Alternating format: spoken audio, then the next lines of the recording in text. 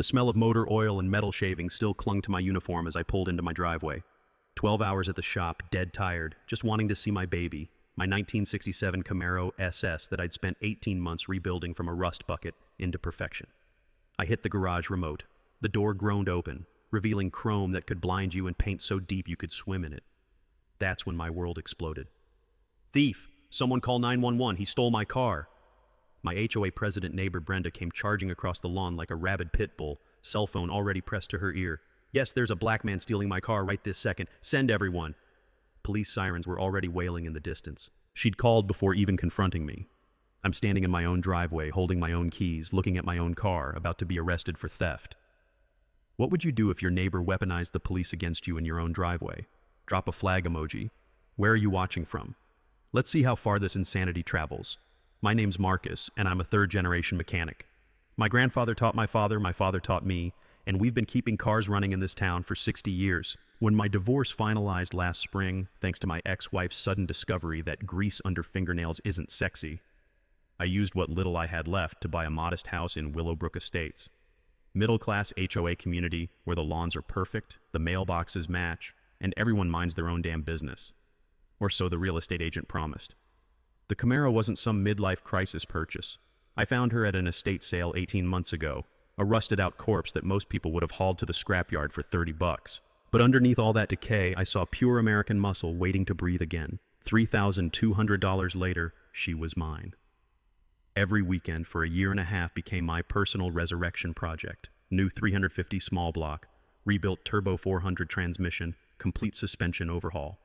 The paint job alone took 4 months of sanding, priming, and wet sanding until the Hugger orange finish could blind low-flying aircraft.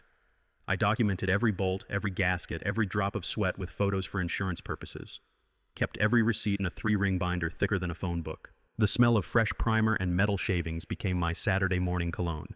Coffee growing cold on my workbench while I lost myself in the meditation of mechanical perfection. Enter Brenda Wilson, the human embodiment of a homeowners association fever dream. Brenda moved to Willowbrook 5 years ago and immediately appointed herself queen of everything. Real estate agent who drives a white BMW that gets detailed more often than most people shower. Manicured nails that have never touched actual work. Highlighted hair that defies gravity, and a smile that could freeze anti-freeze. She'd been HOA president for 3 years running, unopposed because nobody else wanted to volunteer for neighborhood Gestapo duty. Her specialty was weaponizing paperwork. Trash cans left out 12 minutes past pickup, fence posts measuring 2 1/8 inches instead of regulation 2 inches, mailbox fonts that weren't Willowbrook approved. The woman once cited me for grass that allegedly exceeded the 2.5-inch maximum, showed up with an actual ruler. "Just maintaining community standards," she'd said with that synthetic smile. 2 weeks before the garage door incident, she'd marched over while I was bleeding brake lines. The screech of my impact wrench apparently offended her delicate sensibilities. "Excuse me, but there's a noise ordinance. No power tools after 6 p.m. I wiped my hands on a shop rag, stayed diplomatic. "Actually, city ordinance permits hobby work until 9 p.m. Happy to show you the documentation." Her smile turned arctic. "Well, we'll see about that. This kind of industrial activity affects property values." The way she said industrial activity, like I was running a meth lab instead of restoring American history. The day everything exploded started with Brenda's monthly pool party extravaganza. Saturday morning, her backyard filled with neighborhood wives sipping mimosas and pretending to care about each other's vacation photos. I could hear the artificial laughter through my garage walls. Then her voice cut through the chatter like fingernails on glass. "Oh, that's my new Camaro. Just bought it from a classic car dealer in Phoenix. $45,000, but totally worth it. They're shipping it next week." My socket wrench clattered to the concrete floor. She was showing people photos on her phone, photos of a car identical to mine, basking in their impressed coups like she'd personally invented the combustion engine. That afternoon, needing brake fluid, I fired up my baby and backed out slowly. The 350's rumble echoed off the houses like mechanical thunder, deep and primal and absolutely gorgeous. When I returned an hour later, Brenda stood in her driveway like a statue of suburban rage, arms crossed, face flushed, staring at my car with the intensity of a hawk watching a field mouse. I nodded politely. She didn't respond, just kept boring holes through my Camaro with those predator eyes. That night, I'm betting she spent hours online, building her delusion brick by digital brick, convincing herself that somehow, some way, I'd stolen her imaginary purchase. By morning, she'd transformed from annoying neighbor into something far more dangerous. A Karen with a cause. When two patrol cars screeched into my driveway with full light show blazing, I knew my peaceful Saturday evening was officially screwed. 4 officers poured out like they were responding to an armed bank robbery, which, according to Brenda's Academy Award-worthy 911 performance, they were. Officer Rodriguez, a 20-year veteran with kind eyes and the patient demeanor of someone who'd seen every flavor of neighborhood crazy, approached with his hand resting casually on his belt. His partner, a younger guy named Morgan who looked like he'd bench-pressed squad cars for cardio, flanked him with notebook ready. "Evening, sir. We received a report about a stolen vehicle at this address." The sheer absurdity hit me like a brick to the forehead. Stolen vehicle? "Officer, this is my car, in my garage, at my house." That's like saying I stole my own refrigerator. Brenda materialized beside the officers like a suburban poltergeist, still clutching her phone with white knuckles. "That's him! That's the car thief! I just bought that exact Camaro yesterday for $45,000. I took a deep breath, tasting the lingering exhaust fumes from my perfectly legal muscle car and trying not to laugh at the cosmic joke my life had become. Stay calm, I reminded myself. My old man always said documentation beats desperation every time. "Officers, I can prove ownership right now."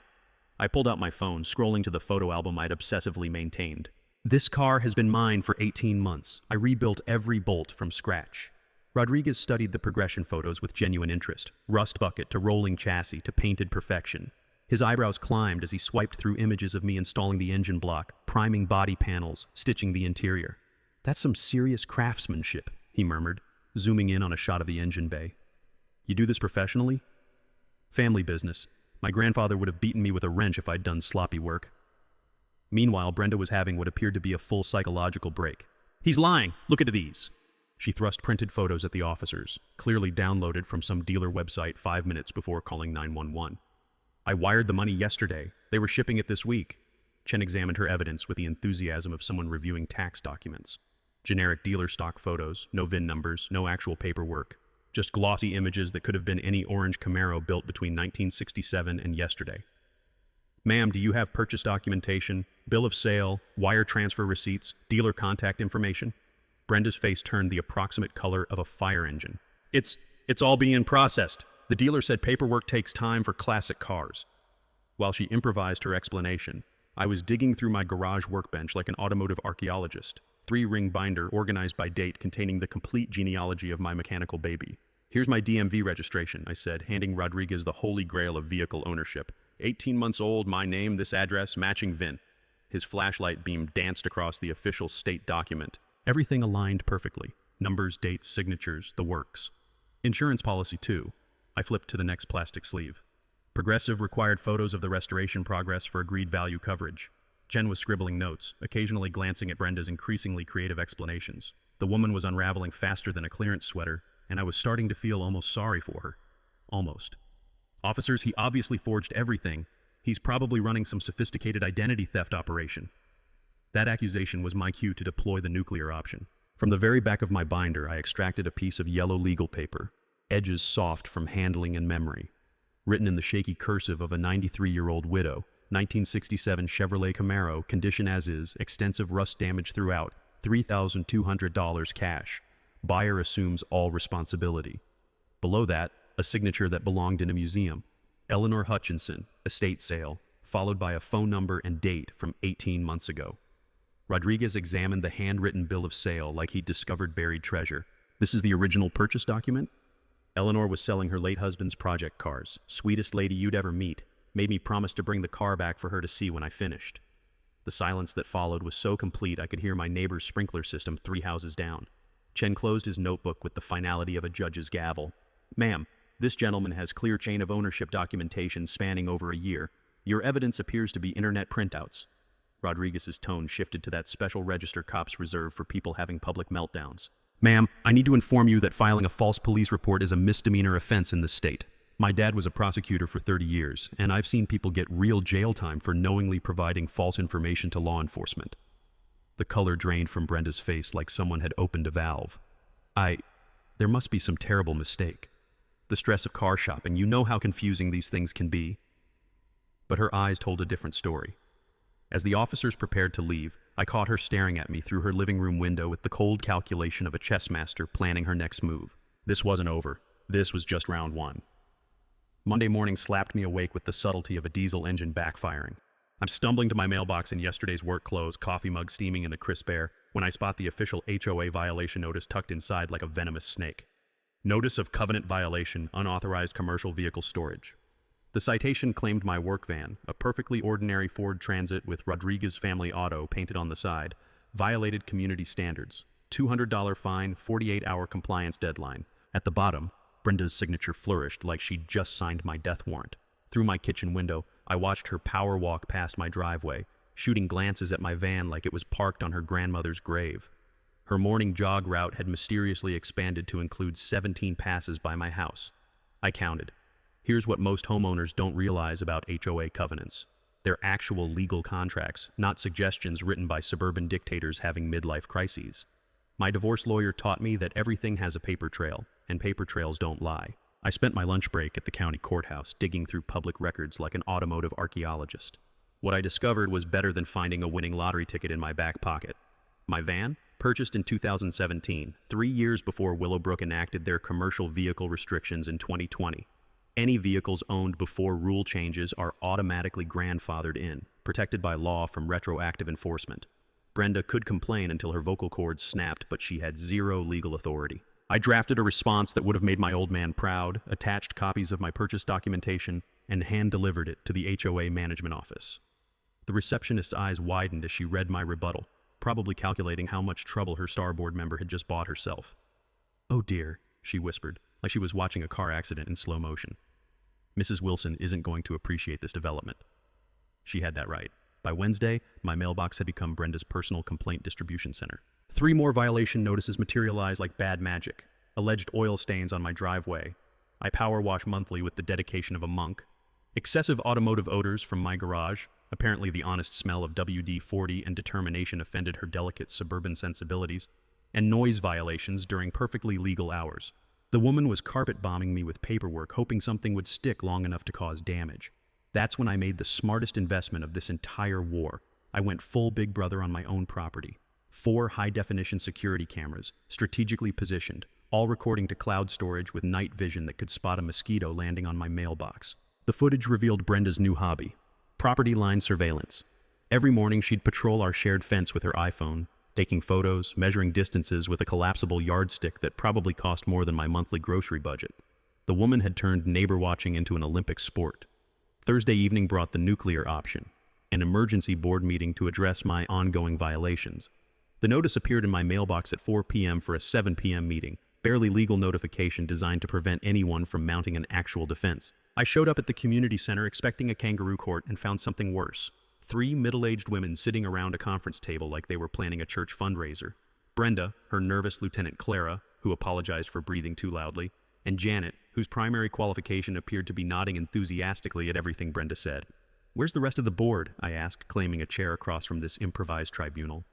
Brenda's smile could have preserved meat for winter. "This is quite sufficient for tonight's business. We're implementing an emergency ban on all automotive repair activities, effective immediately. Past violations carry a $500 fine." I pulled out my phone and opened the HOA bylaws I'd memorized that afternoon. Knowledge is power, but applied knowledge is a tactical nuclear weapon. Fascinating theory, but Section 4.3 requires 7 days advance notice for voting matters. I scrolled through the document like I was reading a restaurant menu.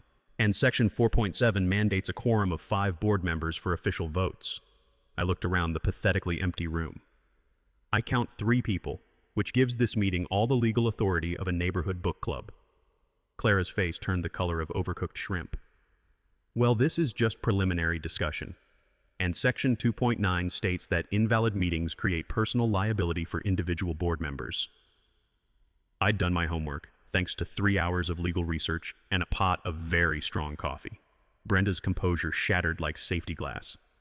"You think you're so smart, don't you? Coming into our neighborhood with your people and your activities?" The venom in her voice could have stripped paint. But my old man taught me something valuable about dealing with bullies. Stay calm, stick to facts, let crazy people hang themselves with their own rope. "I think I'm a homeowner who reads contracts before signing them," I replied. Novel concept, I know. That's when neighbor Tom appeared in my driveway later, apologetic and slightly embarrassed. "Most of us think she's completely lost it," he confided. "Want to grab coffee tomorrow? I think it's time we talked." Friday morning brought an unexpected doorbell symphony at 7:15 a.m. Dave Martinez from City Code Enforcement stood on my porch, clipboard in hand, and the 1,000-yard stare of someone who'd spent too many years mediating neighbor wars. Sorry to bother you this early, Mr. Rodriguez. Anonymous complained about unlicensed commercial auto repair. Mind if I take a look? I led him into my garage, where the morning light illuminated my weekend sanctuary. The smell of metal polish and clean motor oil hung in the air like expensive aftershave, and every tool had its designated home on pegboard walls that would make a Swiss watchmaker weep with envy. Dave's tension evaporated the moment he stepped inside. Jesus, this is cleaner than the shop where I get my truck serviced. He ran his finger along my workbench, coming up spotless. What do you do for work?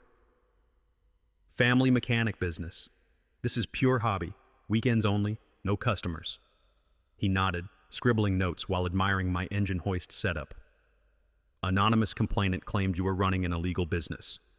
I see zero evidence of commercial activity, customer vehicles, or cash transactions. You're absolutely golden. As Dave climbed back into his city truck, he paused with one foot on the running board. Off the record, I've been to this neighborhood 4 times this month. Same voice every time, different complaints. Lady needs a hobby that doesn't involve my department. Brenda's next masterstroke arrived via certified mail, a formal complaint to my homeowner's insurance company.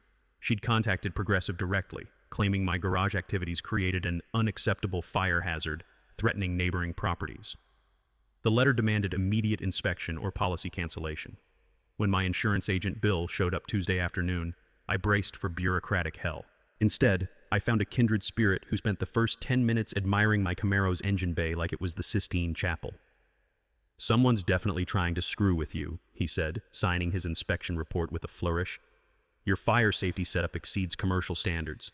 Half these neighborhood garages are death traps with their propane tanks and extension cord Christmas trees. Bill's company responded by sending Brenda a cease and desist letter that basically translated to, "Stop filing false insurance claims or we'll prosecute you for fraud, Karen." But our neighborhood Napoleon had discovered the nuclear weapon of modern warfare, social media. The Willowbrook Neighborhood Watch Facebook group materialized overnight like a digital cancer. Brenda's inaugural post featured photos of my work van and garage, accompanied by prose that would make a dog whistle manufacturer proud. Just concerned about maintaining our beautiful community standards, she wrote, with enough artificial sweetness to cause diabetes. Some recent activities might be more appropriate in industrial zones, don't you think? Tom showed me the screenshots over coffee, his face redder than a fire engine. 23 people joined in the first hour. It's like watching a dumpster fire, but you can't look away. The comment section became a gladiatorial arena. Several neighbors jumped to my defense, sharing their own Brenda horror stories. Others lurked silently, probably calculating the social cost of opposing the HOA's reigning dictator. Brenda's digital dictatorship imploded when she started deleting disagreeable comments. Nothing ignites suburban fury quite like obvious censorship, and soon the group fractured into warring factions debating everything from free speech to property values. Sunday morning brought escalation to my actual property, scattered across my driveway like metallic confetti. 24 roofing nails, strategically positioned to puncture unwary tires. My security cameras captured the 2 a.m. perpetrator, a figure in a dark hoodie moving with the nervous energy of someone committing their first felony. The footage was grainy, but that distinctive quick-step march looked familiar. Brenda walked like she was perpetually late for an argument. Officer Morgan treated my police report with appropriate seriousness, especially when I explained the escalating harassment timeline. Classic intimidation pattern, he observed, photographing the evidence. Document everything. These cases simmer for months, then explode into arrests very quickly. While obsessively reviewing camera footage, I spotted something that made my coffee go cold. Brenda's morning routine now included detailed reconnaissance missions, walking our property line with her phone, measuring distances, photographing angles. This wasn't random harassment. She was conducting military-grade surveillance for some larger operation. Wednesday's mail delivered the nuclear option, an anonymous letter on generic printer paper. Your kind doesn't belong here. Leave voluntarily or face escalating consequences. No signature, no return address, but the paper stock matched Brenda's HOA notices perfectly. My divorce lawyer had taught me enough about document analysis to recognize identical watermarks and printer signatures. Detective Martinez, assigned to my growing case file, examined the letter with professional interest. Anonymous threatening correspondence qualifies for hate crime prosecution under both state and federal statutes, she explained. We're building a substantial criminal case against your neighbor. That evening, Tom's coffee shop coalition expanded to 6 households, each armed with their own Brenda documentation. Mike the lawyer had been fined for unauthorized mailbox fonts. Sarah the accountant got cited for planting flowers without architectural committee approval. Time for coordinated resistance. Tom declared, stirring sugar with revolutionary fervor. Individual complaints get ignored. Group action gets results. As we shared war stories and legal strategies, I realized Brenda had accidentally created her own worst nightmare. A unified neighborhood opposition with legitimate grievances and professional expertise. The hunter had become the hunted. Friday afternoon found me in the county courthouse basement, a fluorescent-lit purgatory that smelled like old coffee and bureaucratic despair. The records clerk, a woman who'd apparently been filing documents since the Carter administration, directed me to Research Room B with the enthusiasm of someone pointing toward a public restroom. HOA financial records are in the corporate filings, she wheezed, sliding a dusty box across the counter. Good luck making sense of that mess. 3 hours later, surrounded by paper stacks that looked like a tornado had hit an accounting firm, I discovered why Brenda guarded these documents like nuclear launch codes. Willowbrook's HOA financial statements read like a masterclass in creative embezzlement. $15,000 paid to B&B Property Solutions for undefined consulting services. $8,500 to Brenda's Best Gardens for landscaping that had never materialized. $12,000 to Wilson and Associates for legal services that coincidentally began exactly when Brenda's divorce proceedings started. The beautiful part? All three companies shared the same business address, 1247 Maple Lane, Brenda's house. A quick dive into the state business registry confirmed what my gut already knew. B&B Property Solutions, sole proprietor Brenda Wilson, established 6 months after her divorce filing. Brenda's Best Gardens officially dissolved last year after completing 0 actual projects. Wilson and Associates, her ex-husband's law firm, which explained her sudden need for untraceable income. Our elected HOA president had been systematically looting the neighborhood fund like a suburban Pablo Escobar, funneling approximately $78,000 into her personal legal defense fund over 2 years. But the discovery that made my hands shake wasn't the theft itself, it was the hunting pattern hidden beneath. Cross-referencing complaint dates with recent real estate sales, I uncovered Brenda's true business model. She'd systematically target homeowners with escalating harassment until they sold below market value, then use her real estate license to facilitate quick sales to investor contacts. Double commission plus kickbacks from grateful buyers picking up distressed properties. 3 families had fled Willowbrook in the past year after surviving Brenda's special attention.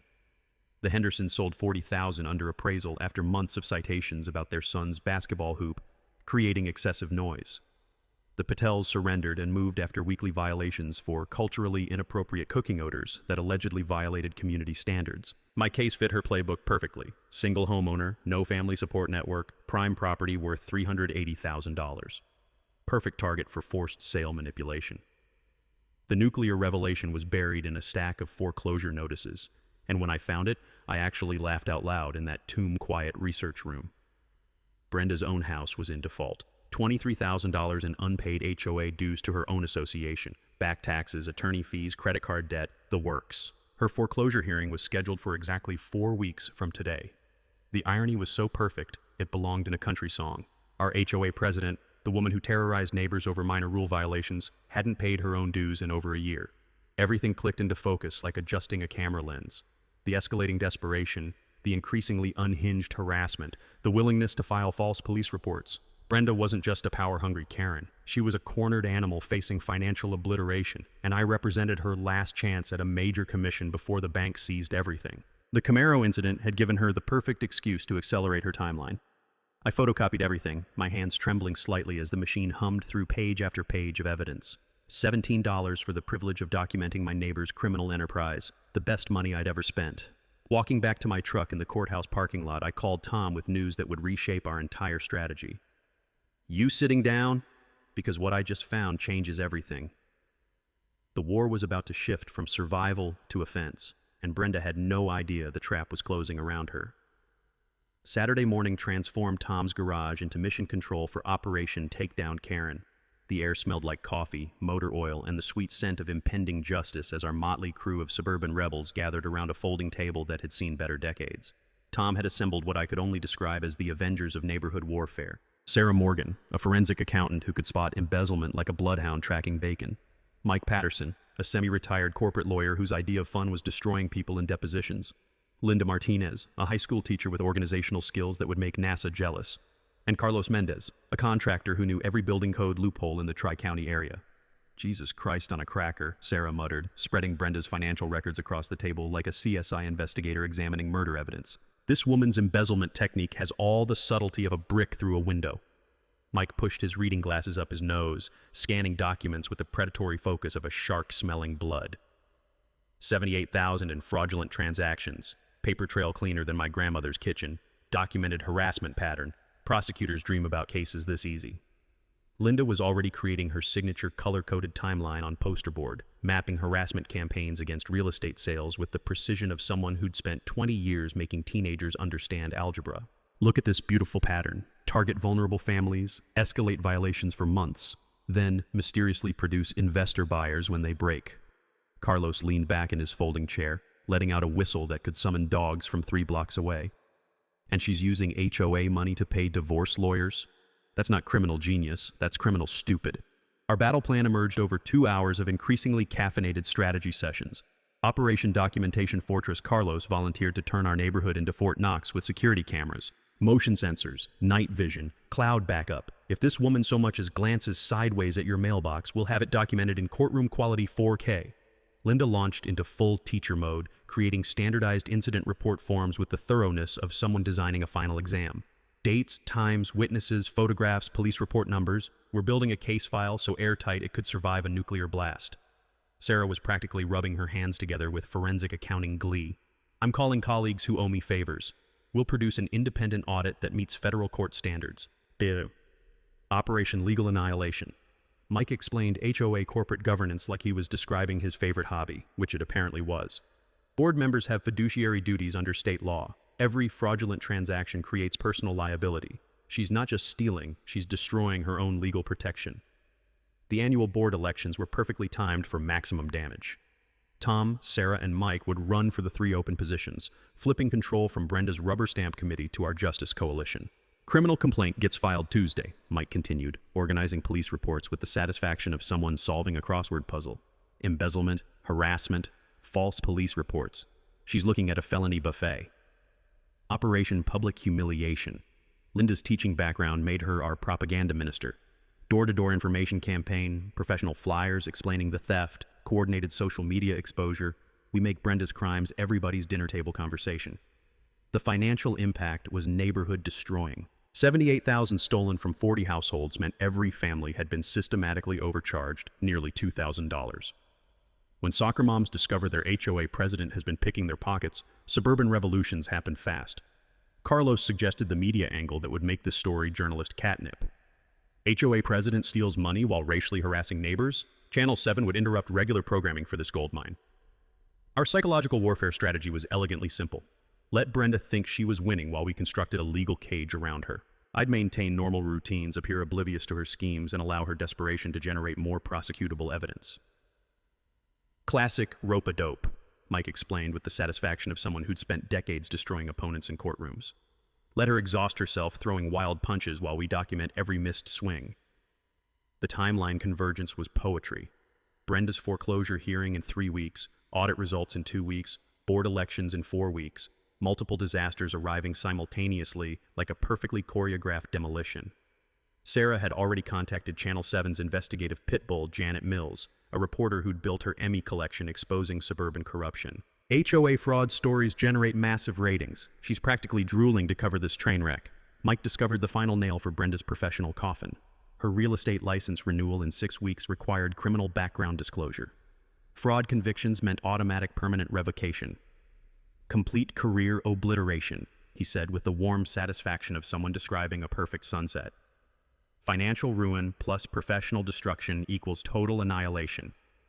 As our suburban war council dispersed, Tom grabbed my shoulder with genuine respect. 2 months ago, you were the quiet mechanic who minded his own business. Now you're commanding a neighborhood revolution. I surveyed our evidence walls, battle plans, and coalition schedules. The transformation from isolated target to resistance leader felt surreal, like discovering you could fly. Sometimes bullies pick the wrong victim, I replied. Brenda's about to learn that lesson the hard way. The trap was baited, loaded, and perfectly positioned. Now we just waited for our cornered predator to trigger her own destruction. Monday morning brought the sweet sound of panic in the form of Brenda's voice echoing across the neighborhood like a fire alarm having a nervous breakdown. She was pacing her driveway at 7 a.m., phone pressed to her ear, gesticulating wildly at anyone unfortunate enough to make eye contact. I need an emergency board meeting, tonight. Something's happening and I need legal protection. Through my kitchen window, I watched her attempt to rally her rapidly shrinking support base. Clara shuffled over reluctantly, looking like she'd rather be getting a root canal. Janet followed a few minutes later, but even from a distance I could see the doubt creeping into their body language. The emergency assessment notice appeared in every mailbox by noon. $500 per household for immediate legal defense against outside agitators attempting to destabilize community governance. The letter claimed I was threatening to sue the entire HOA and demanded immediate payment to hire attorneys.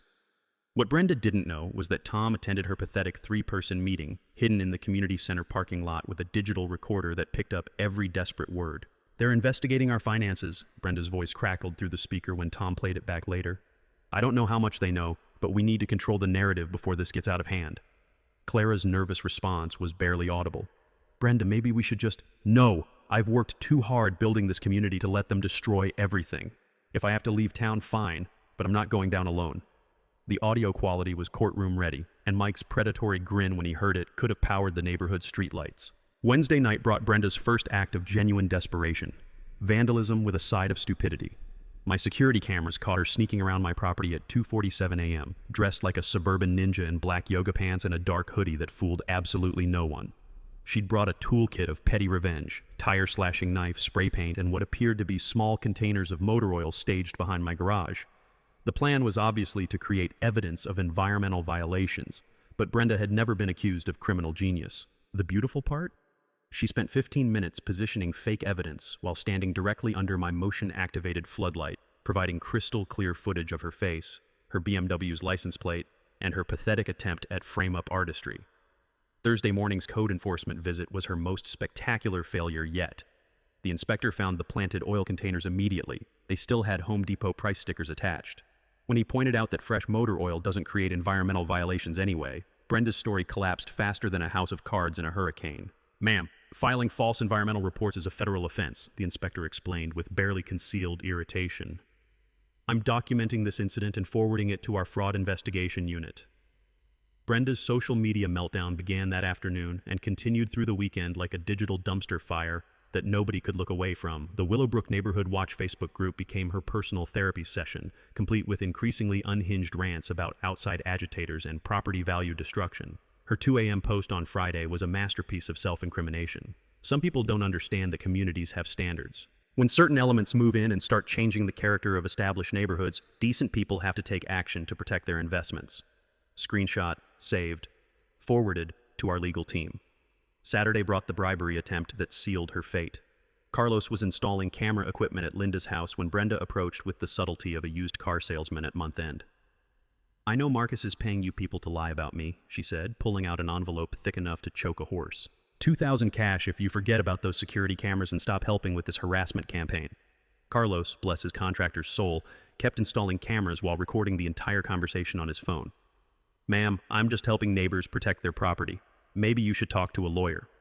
"I don't need lawyers. I need this neighborhood back under control." Her voice pitched higher than a smoke detector. "That man has turned everyone against me with his lies and manipulation."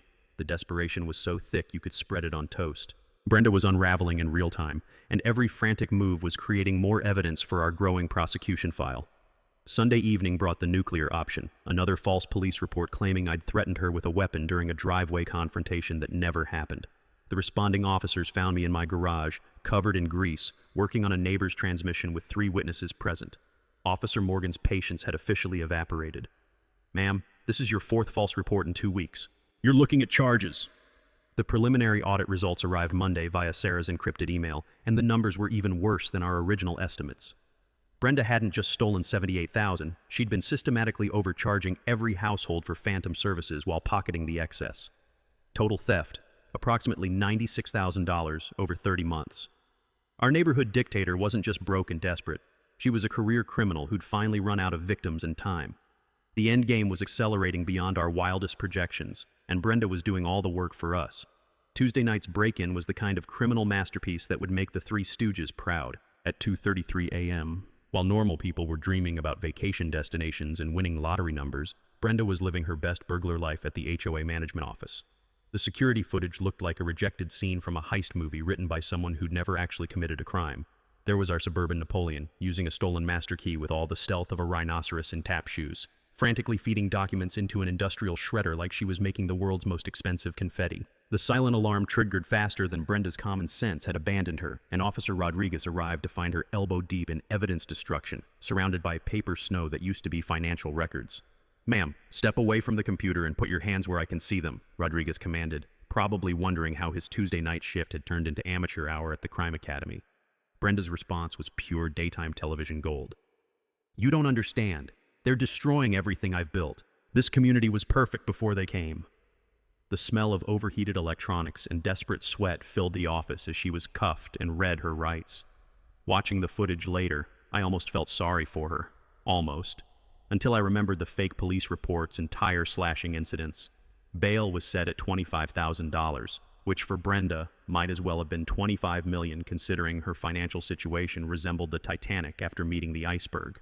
She spent 3 days in county lockup, probably the first time in her adult life she'd been somewhere without a manager to complain to. While our fallen dictator was enjoying government hospitality, Clara made the decision that would seal Brenda's fate forever. She visited the jail with a digital recorder hidden in her purse, and what she captured was prosecutorial poetry.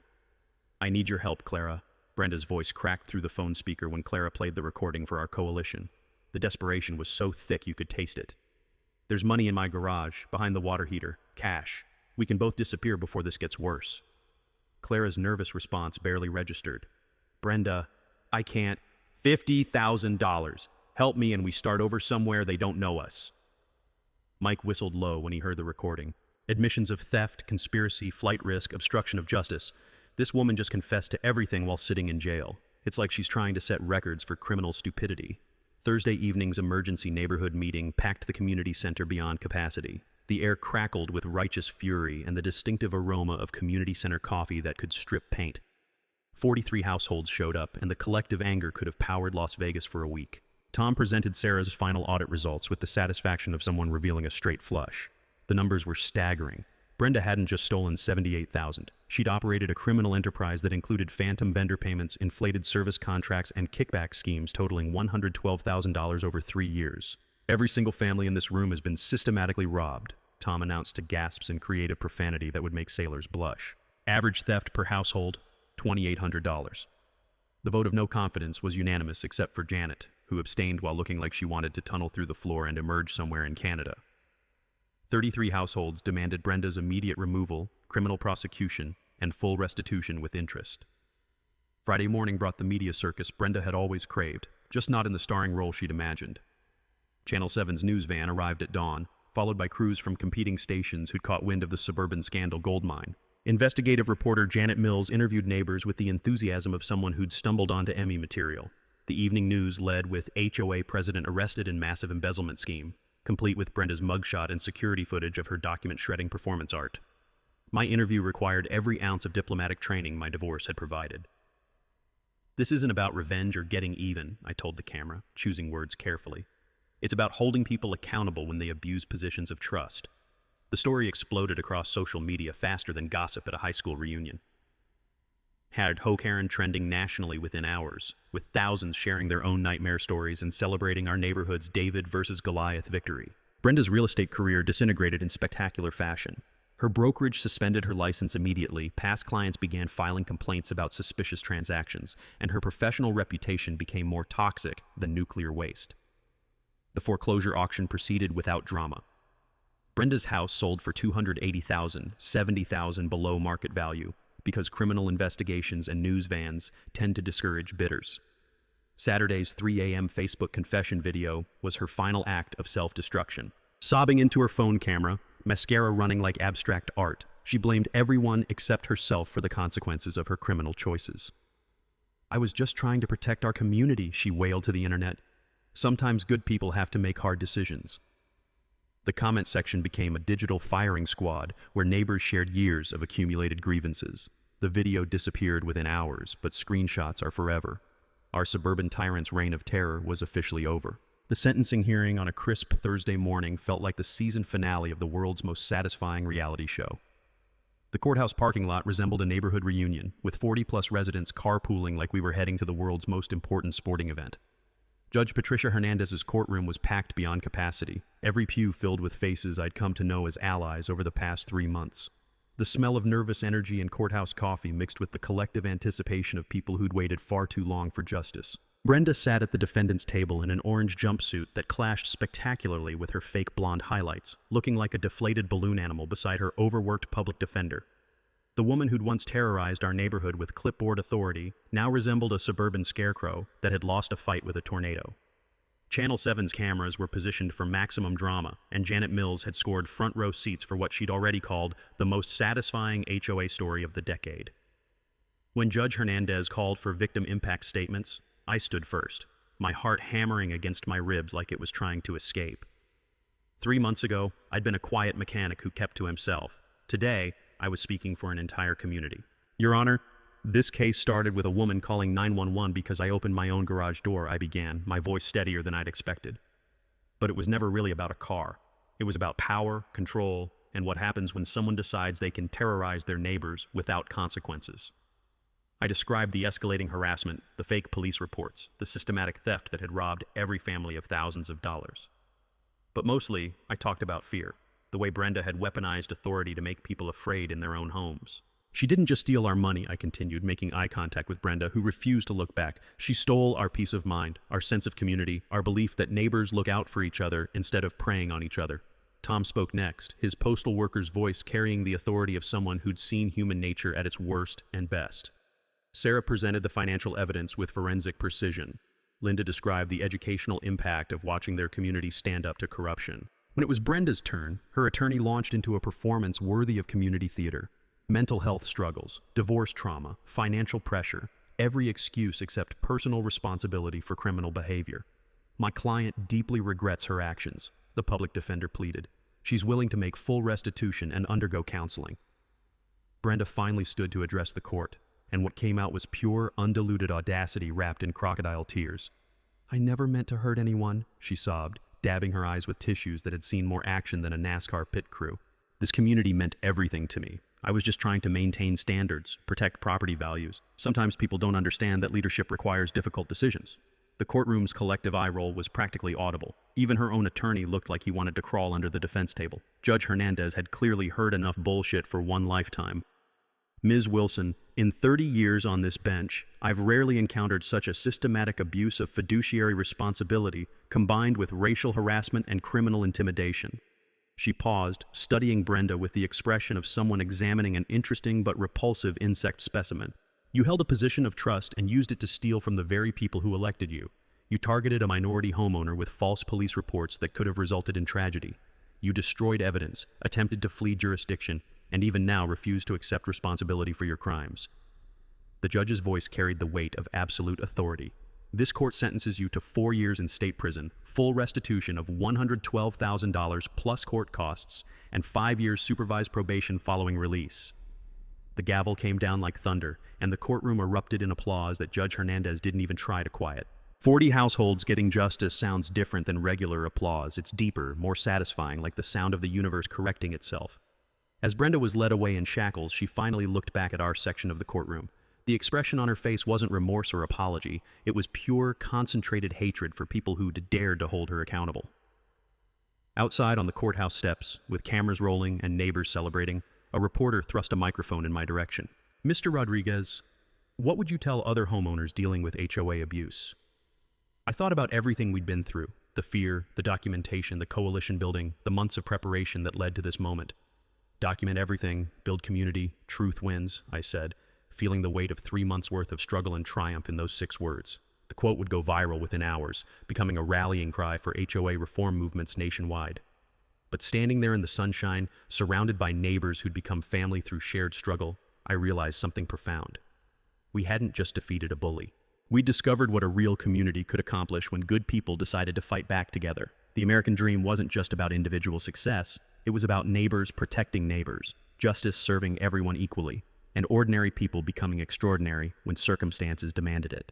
6 months after Brenda's sentencing, Willowbrook Estates had transformed from a suburban police state into something resembling an actual community. The smell of Saturday morning barbecues and the sound of kids playing in yards without fear had replaced the tension that used to hang over our neighborhood like smog. Our new HOA board, Tom as president, Sarah as treasurer, Mike handling legal affairs, implemented radical concepts like transparency and common sense. monthly financial reports were posted online, board meetings were actually announced in advance, and violation notices required photographic evidence and reasonable timelines. The community garden project that Brenda would have cited into oblivion was now flourishing in the former restricted use area behind the clubhouse. Linda coordinated the planting schedule with the efficiency of someone organizing a military operation, and watching neighbors who'd barely spoken before sharing tomato seedlings was better than any therapy. Property values, ironically, had increased 15% since our dictator's removal. Turns out buyers prefer neighborhoods known for community that defeated corruption over HOA president embezzles money while harassing minorities. Who knew? The restitution payments arrived like Christmas morning spread across 12 months. Every household received their stolen money plus interest, and watching neighbors pay down credit cards and plan actual vacations with recovered funds felt like economic justice in action. Brenda's prison reality was considerably less comfortable than her previous lifestyle. According to Clara, who'd maintained contact through guilt and morbid curiosity, our former neighborhood Napoleon was working in the prison laundry for 60 cents an hour while sharing a cell with someone who'd committed actual armed robbery. The documentary film students from State University had turned our story into Garage Door Justice, an American Story, which won the regional film festival and got picked up for national distribution. I donated my appearance fees to establish the Willowbrook Automotive Education Scholarship, funded by Brenda's ongoing restitution payments, which felt like poetic justice with a mechanical twist. 3 teenagers had already received scholarships to attend technical college for automotive programs. Watching Diego Martinez, Linda's nephew, graduate from community college with an associate degree in automotive technology was better than any car show trophy I'd ever won. My personal life had evolved in directions I'd never expected. Sarah and I had been dating slowly and carefully for 4 months, bonding over shared experiences of standing up to bullies and discovering that forensic accountants and mechanics had more in common than either profession might expect. The Camaro that started this entire saga was now famous in classic car circles, featured in magazines as the car that defeated an HOA Karen. I'd received offers to sell, but some things aren't for sale, especially vehicles that accidentally became symbols of standing up to institutional racism and suburban tyranny. Every Sunday I still drove to car shows, but now I brought neighbors' kids who were interested in learning about engines, restoration, and the satisfaction of fixing things with your own hands. Teaching Carlos Jr. how to adjust valve clearances while his father watched with pride was worth more than any commission Brenda could have stolen. The legal precedent our case established was being cited in HOA fraud prosecutions across 3 states. Mike had been invited to speak at legal conferences about fiduciary duty violations, and our documentation methods were being taught in community organizing workshops nationwide. State legislature passed the Willowbrook Act, requiring annual financial audits for all HOAs, with budgets over $50,000. The bill signing ceremony included photos with the governor, but the real victory was knowing that other neighborhoods wouldn't have to go through what we'd survived. Last month's email from a viewer in Phoenix, another veteran being harassed by his HOA president, reminded me that our story had inspired people facing similar battles across the country. I'd started consulting with other communities pro bono, sharing documentation strategies and coalition-building techniques that had worked for us. The neighborhood block parties were now monthly traditions, with everyone contributing dishes and stories and the kind of genuine friendship that Brenda's rule had made impossible. Watching kids from different families playing together while adults shared grilling tips and home repair advice felt like discovering what suburbs were supposed to be. As I write this, I can hear Tom's lawnmower and smell Linda's weekend baking project drifting through my garage windows. The sounds of a healthy community, productive activity, voluntary cooperation, people choosing to help each other instead of tear each other down. Share your HOA nightmare stories in the comments below. Your documentation and persistence might inspire someone else to fight back against their neighborhood tyrant. And don't forget to subscribe for more stories proving that justice still works when ordinary people refuse to accept extraordinary bullshit. Next week, Karen tries to steal military veteran service dog, learns about federal crimes the hard way. From all of us here at HOA Stories, thanks so much for watching today's HOA Karen Meltdown. If you enjoyed seeing neighbors stand their ground and karma catch up, smash that like button, leave a comment with your thoughts, and subscribe so you won't miss the next HOA drama we bring you.